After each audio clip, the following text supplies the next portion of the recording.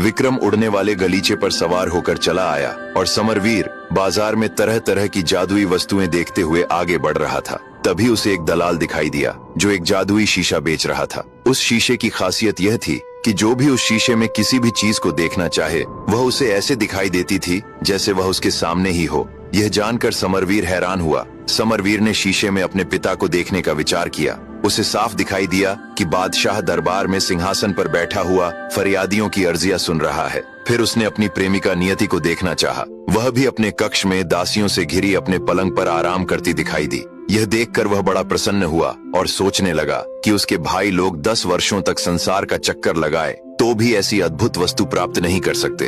उसने दलाल से 30,000 अशर्फियां देकर वह शीशा खरीद लिया। अब वह बहुत प्रसन्न था। उसे विश्वास था कि नियति अब उसी की होगी। अतः उसने 2-4 महीने मगध देश की सैर में लगाए। फिर व्यापारियों के एक दल के साथ अपने राज्य की ओर निकल पड़ा। इधर छोटा राजकुमार आर्यवीर समरकंद की ओर गया और उस नगर में एक सराय में उतरा। वहां उसने देखा कि एक दलाल हाथ में एक सेब लिए आवाज लगा रहा है कि यह सेब 35,000 अशर्फियों में बिकाऊ है। आर्यवीर ने उसे बुलाकर पूछा, इस सेब में ऐसी क्या बात है कि तुम इसका इतना अधिक मूल्य मांग रहे हो? दलाल ने कहा, किसी आदमी को कितना ही भारी रोग क्यों न हो, चाहे वह आखिरी सांसें गिन रहा हो, इस सेब को सूंघाते ही उसका रोग दूर हो जाएगा। आर्यवीर ने कहा, यदि इसमें यह गुण है तो मैं इसे अब भी खरीद लूंगा, लेकिन यह मालूम कैसे हो कि इसमें सचमुच यह गुण है? दलाल ने कहा, यहाँ के सभी लोग जानते हैं कि इसे यहाँ के एक बड़े हकीम ने बरसों तक जड़ी बूटियों का शोधन करके बनाया है। उसने इसे सूंघाकर सैकड़ों रोगियों को ठीक किया, किंतु संयोग से उसे ऐसा आकस्मिक रोग हुआ कि वह स्वयं इसका प्रयोग न कर सका और मर गया। उसका सारा धन खर्च हो गया था।